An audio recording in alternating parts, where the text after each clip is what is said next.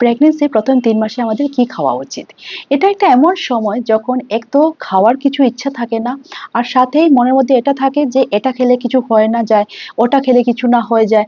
এরকম কিছু চিন্তা মাথার মধ্যে এসে যায়। কিন্তু খাওয়া তো খেতেই হবে, কারণ মাকে তো হেলদি থাকতেই হবে। মা হেলদি মানে বাচ্চা হেলদি।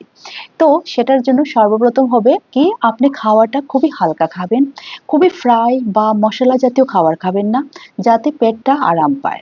আর যদি আপনার খিদে পাচ্ছে না বা খাওয়ার কিছু ইচ্ছে হচ্ছে না, তো আপনি কি করবেন, ছোট ছোট কিছু একটা খেয়ে নেবেন, যাতে আপনার এনার্জিও থাকে আর আপনিও হেলদি থাকেন। জলটা খুব বেশি করে খাবেন, যাতে বডিটা হাইড্রেট থাকে। আর একটা ছোট্ট টিপস দিচ্ছি, যদি খুব বমি বমি ভাব করে বা পেটের মধ্যে অস্বস্তি করে, তো আপনি লেবুর জল খেতে পারেন, আদা দিয়ে চা খেতে পারেন, ব্ল্যাক চা নিতে পারেন, একটার মধ্যে একটু লেবু আর লবণ মিলিয়ে খেতে খুবই আরাম পাবেন। আর সবথেকে মেইন কথা হলো, খাওয়াটা যেন পরিষ্কার থাকে আর হাইজিন থাকে, আর ঘরের যেন বানানো হয়। বাইরের খাওয়া খাবেন না। মা হেলদি থাকে তো বাচ্চাটাও হেলদি থাকবে। যদি ভিডিওটা আপনার ভালো লাগে তো ভিডিওটাকে এবার লাইক করবেন আর শেয়ার করে দেবেন, যাতে আরো অনেকেই জানতে পারে। আর একটা সাবস্ক্রাইব ইয়া তো ফলো নিশ্চয়ই করবেন, আমার খুবই ভালো লাগবে।